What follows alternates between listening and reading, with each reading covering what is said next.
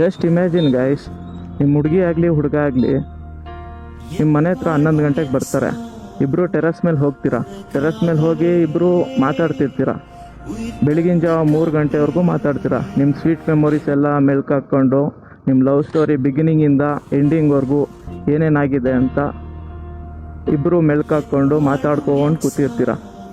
ನಿಮ್ಮ phone ring ಆಗುತ್ತೆ. Phone charge ಹಾಕಿರ್ತೀರ ಮನೆಯಲ್ಲಿ. ಫೋನ್ ರಿಂಗ್ ಆಗುತ್ತೆ, ಹೋಗ್ತೀರಾ. ಅವಳನ್ನ ಅಲ್ಲೇ ಕೂರಿಸ್ಬಿಟ್ಟು ಫೋನ್ ತೊಗೊಬರ್ತೀನಿ ಅಂತ ಹೋಗ್ತೀರಾ. ಆವಾಗ ಅವ್ರ ಮನೆ ಕಡೆಯಿಂದ ಕಾಲ್ ಬರ್ತಿರುತ್ತೆ. ಆ ಕಾಲು ಅಟೆಂಡ್ ಮಾಡಿದ ತಕ್ಷಣ ಅವ್ರ ಮನೆಯವ್ರು ಹೇಳ್ತಾಳೆ ಅವಳು 9 ಗಂಟೆಗೆ ತೀರ್ಕೊಂಡ್ಬಿಟ್ಲಪ್ಪ ಅಂತ. 9 ಗಂಟೆಗೆ ಅವಳು ತೀರ್ಕೊಂಡ್ಲು ಅಂತಾರೆ. ಆ ನ್ಯೂಸ್ ಕೇಳಿದ ತಕ್ಷಣ ನಿಮಗೆ ಮೇಲೆ ಟೆರಸ್ ಮೇಲೆ ಹೋಗ್ಬಿಟ್ಟು ಕಾನ್ವರ್ಜೇಷನ್ ಇನ್ನೂ ಕಂಟಿನ್ಯೂ ಮಾಡೋಕ್ಕೆ ಇಷ್ಟಪಡ್ತೀರಾ? ಕಮೆಂಟ್ ಬಾಕ್ಸಲ್ಲಿ ತಿಳಿಸಿ ಗೈಸ್.